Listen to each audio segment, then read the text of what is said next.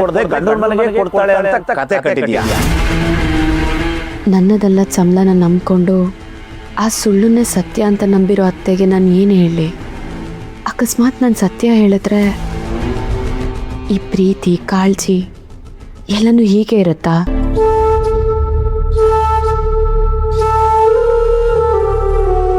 ಅತ್ತೆ ಸಾಕು.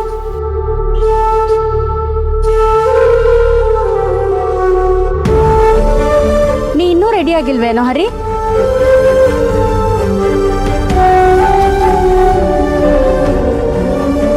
ಬೇಗ ರೆಡಿ ಆಗತ್ತಾನೆ. ನೀನ್ ಬೇಗ ರೆಡಿ ಆಗಿದ್ದಿದ್ರೆ ಲಕ್ಷ್ಮಿನ ಡ್ರಾಪ್ ಮಾಡ್ಬೋದಾಗಿತ್ತು. ಈಗ ನೋಡು ಪಾಪ ಅವಳು ಸರಿಯಾಗಿ ತಿಂಡಿನೂ ತಿಂತಿಲ್ಲ.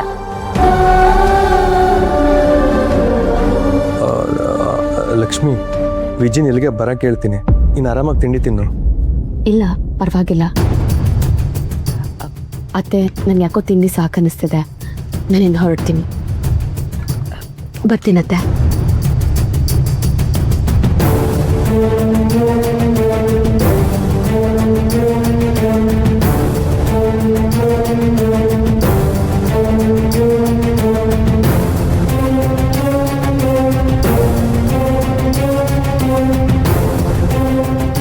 ಮಹಾಲಕ್ಷ್ಮಿ ಹುಷಾರು. ಹರಿ, ಇದು ಏನಿಲ್ಲಕ್ಕ.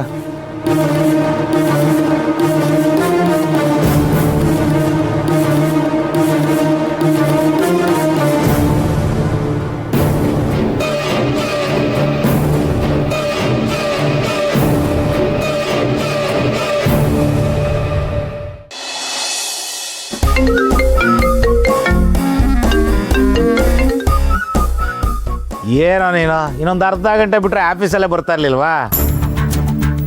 ಲವ್, ಅಷ್ಟೊಂದು ಮಿಸ್ ಮಾಡ್ಕೊತಿದ್ದೀನೋ ನನ್ನ. ಈಗ ನಿನಗೆ ಮದುವೆ ಆಗಿದೆ ಕಣೋ, ನಿನ್ನ ಹೆಂಡತಿ ಜೊತೆ ಮಾತಾಡು. ಇವಾಗ ಮದುವೆನೇ ಸಮಸ್ಯೆ ಆಗಿದೆಯೋ? ಲವ್ ಶ್ರೀಹರಿ, ನಿನ್ನ ಮದುವೆ ಆಗಿ ನೆಟ್ಟಿಗೆ ಇನ್ನೂ 3 ತಿಂಗಳು ಆಗಿಲ್ಲ. ಅಷ್ಟು ಬೇಗ ಜಿಗುಪ್ಸೆ ಬಂದರೆ ಕಷ್ಟ ಕಣೋ. ನಾನು ನೋಡಿ ಕಲಿಯೋ. ನಾನು ಸೀರಿಯಸ್ ಆಗಿ ಹೇಳ್ತಾ ಇದ್ದೀನಿ ಕಣೋ. ಮಹಾಲಕ್ಷ್ಮಿಗೆ ಎಲ್ಲ ಸತ್ಯ ಗೊತ್ತಾಗಿದೆ.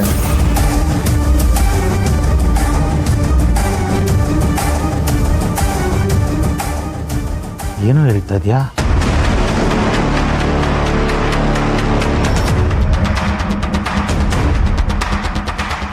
ನನಗೆಲ್ಲ ವಿಷಯನೂ ಗೊತ್ತಾಗಿದೆ. ನೀವಿನ್ನೇನು ಮುಚ್ಚಿಡೋದಕ್ಕಾಗಲ್ಲ. ಮುಂದೊಂದು ದಿನ ಸತ್ಯ ಗೊತ್ತಾದ್ರೆ ಏನಾಗುತ್ತೆ ಅನ್ನೋ ಯೋಚನೆ ನಿಮ್ ತಲೆಗೆ ಬರ್ಲಿಲ್ವಾ? ಒಂದೇ ಒಂದು ವಾರ ನೀವಾಗೆ ಎಲ್ಲ ಸತ್ಯನೂ ಮನೆಯವರಿಗೆ ಹೇಳ್ಬೇಕು. ಇಲ್ಲ ಅಂದ್ರೆ ನಾನೇ ಎಲ್ಲ ಸತ್ಯನೂ ಮನೆಯವ್ರ ಮುಂದೆ ಹೇಳ್ಬೇಕಾಗುತ್ತೆ. ನಿನ್ನೆಯಿಂದ ಎಷ್ಟೇ ಸಾರಿ ಕೇಳಿ ಏನೇ ಹೇಳಿದ್ರು ಅವಳು ಕೇಳ್ತಿಲ್ಲ. ನನ್ನ ಜೊತೆ ಸರಿಯಾಗಿ ಮಾತು ಆಡ್ತಿಲ್ಲ. ಇಷ್ಟೊಂದೆಲ್ಲ ಆಯ್ತೇನೋ? ಮತ್ತಿನ್ನೂ ಈ ವಿಷಯ ನಿಮ್ಮ ಅಮ್ಮಂಗೆ ಹೇಳಿದೆ ಸುಮ್ಮನೆ ಇದ್ದಾಳ? ನಿನ್ನೆನೇ ಹೇಳ್ತೀನಿ ಅಂತ ಹೊರಟಿದ್ಲು. ನಾನೇ ಒಂದು ವಾರ ಟೈಮ್ ಕೇಳಿದ್ದೀನಿ. ನನಗಂತೂ ತಲೆನೇ ಓಡ್ತಿಲ್ಲ. ತಲೆ ಕೆಟ್ಟೋಗಿದೆ ಕಣೋ. ಇವಳು ನನ್ನ ಮಹಾಲಕ್ಷ್ಮಿನ ಅಂತ ಡೌಟ್ ಬರ್ತಿದೆ ಕಣೋ. ಯಾವುದು ಮೊದಲನಾಗಿಲ್ಲ. ನಿಧಾನಕ್ಕೆಲ್ಲ ಸರಿ ಹೋಗುತ್ತೆ ಕಣ. ಬೇಜಾರು ಮಾಡ್ಕೊಬೇಡ. ಏನು ಮಾಡಬೇಕು ಅನ್ನೋದನ್ನು ಯೋಚನೆ ಮಾಡೋಣ. ಎಲ್ಲದಕ್ಕೊಂದು ಪರಿಹಾರ ಅಂತ ಇದ್ದೇ ಇರುತ್ತಲ್ಲ. ಅನುಭವದಲ್ಲಿ ಒಂದು ಮಾತು ಹೇಳ್ತೀನಿ ಕೇಳೋ. ಈ ಮದುವೆ ಅನ್ನೋದೇ ಹಾಗೆ. ಮೊದಲು ಎಲ್ಲ ಚೆನ್ನಾಗಿರುತ್ತೆ. ಆಮೇಲೆ ಒಂದೊಂದೇ ಹಾಳಾಗ್ತಾ ಇರುತ್ತೆ. ಮೊದಲು ಹೆಣ್ತಿರು ಹೂ ಥರ ಕಾಣ್ತಾರೆ. ಆಮೇಲೆ ಕೆರಳಿದ ಹಾವು ಥರ ಯಾವಾಗಲೂ ಬುಸ್ಕೊಡ್ತಾನೆ ಇರ್ತಾರೆ. ನಿನ್ನ ವಿಷಯದಲ್ಲಿ ಇದೊಂದು ಸ್ವಲ್ಪ ಬೇಗ ಆಗಿದೆ ಅಷ್ಟೇ. ನೀನು ಏನಕ್ಕೂ ತಲೆ ಕೆಡಿಸ್ಕೊಬೇಡ. ಯಾವಾಗಲೂ ನಗ್ತಾ ಇರೋ. ಏನ ನೀನು ಯಾವಾಗಲೂ ತಮಾಷೆನ? ನನಗೆ ಮೊದಲೇ ತಲೆ ಓಡ್ತಾ ಇಲ್ಲ, ಅದ್ರಲ್ಲಿ ನಿಂದು ಬೇರೆ. ಅಯ್ಯೋ ನಿನ್ನ ಲೇ, ಜೀವನದಲ್ಲಿ ಎಂಥ ಪರಿಸ್ಥಿತಿ ಬಂದರೂ ಯಾವಾಗಲೂ ನಗ್ನಾಗ್ತಾ ಇರಬೇಕು ಅಂತ ದೊಡ್ಡವ್ರು ಹೇಳಿಲ್ವೇನೋ? ಈಗ ನನ್ನ ನೋಡೋ, ಅಂಥ ಹೆಂಡತಿ ಜೊತೆಗಿದ್ರು ಯಾವಾಗಲೂ ನಗ್ನಾಗ್ತಾ ಇಲ್ವೇನೋ? ನನ್ನ ನೋಡಿ ಕಲಿಯೋ.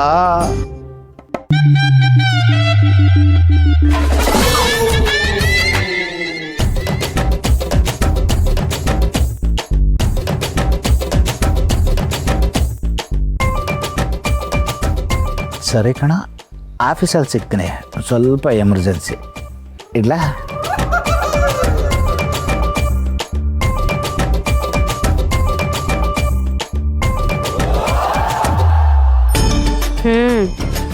ಹೀಗಿದ್ರೆ ಚಂದ.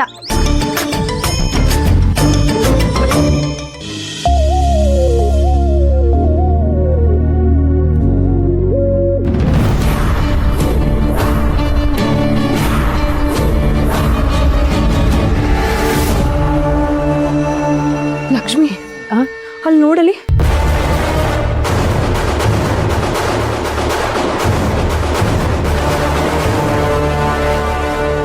ಏಯ್, ನಿನ್ನ ಕೆಲ್ಸನ ತೆಗ್ದಾಕಿರೋದನ್ನ ಮರ್ತೋಗಿದ್ಯಾ? ಮತ್ತ್ಯಾಕೆ ಬಂದಿದ್ಯಾ? ಕೆಲಸದಿಂದ ತೆಗ್ದಿರೋದು ಮಾತ್ರ ಗೊತ್ತು ನಿಮಗೆ, ಮತ್ತೆ ನನ್ನ ಕೆಲಸಕ್ಕೆ ಸೇರಿಸ್ಕೊಂಡಿರೋದು ಗೊತ್ತಿಲ್ಲ ಅನ್ಸುತ್ತೆ. ನೀನ್ ಮಾಡಿರೋ ಕೆಲ್ಸಕ್ಕೆ ಮತ್ತ್ಯಾಕೋ ಸೇರಿಸ್ಕೋತಾರೆ? ಬಾಯಿಗೆ ಬಂದಂಗೆ ಮಾತಾಡ್ಬೇಡ, ಹೋಗೋ ಇಲ್ಲಿಂದ. ಯಾರೋ ಯಾಕೋ ಯಾಕೆ ಸೇರಿಸ್ಕೋಬೇಕು? ಈ ಕಂಪ್ನಿ ಬಾಸೇ ಅವನ್ನ ಕೆಲಸಕ್ಕೆ ಸೇರಿಸ್ಕೊಂಡಿದ್ದಾನೆ.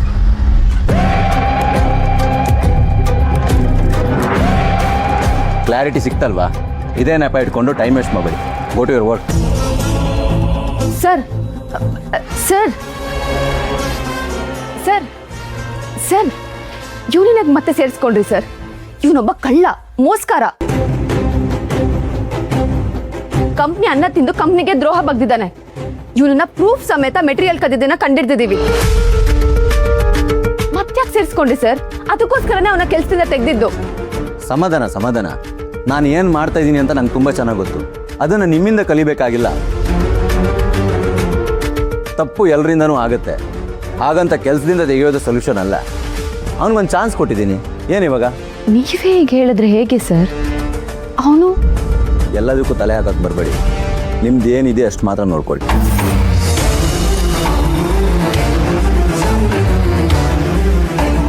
ಇದು ನನ್ನ ಆಫೀಸು, ನನ್ನ ಕಂಪ್ನಿ. ಇಲ್ಲಿ ಸಂಬಳ ಕೊಡೋದು ನಾನು. ಯಾರು ಇರಬೇಕು ಯಾರು ಇರಬಾರ್ದು ಅಂತ ಡಿಸಿಷನ್ ತಗೊಳ್ಳೋದು ನಾನೇ. ಇನ್ಮೇಲಿಂದ ಇವ್ನು ನನ್ನ ಕಾರ್ ಡ್ರೈವರು. ಅರ್ಥ ಆಯ್ತಾ?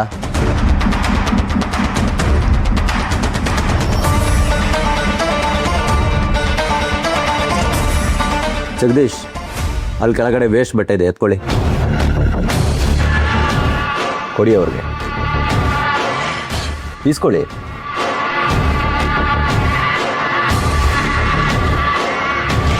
ಹೋಗಿ ನನ್ನ ಕಾರು ವಾರ್ಸಿ.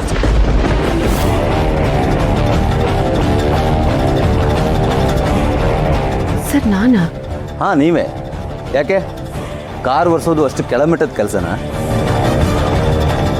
ನೋಡಿ, ನಿಮ್ಮ ಬಾಸ್ ನಾನು ಹೇಳಿದ ಕೆಲಸ ಮಾಡೋದು ನಿಮ್ಮ ಕರ್ತವ್ಯ.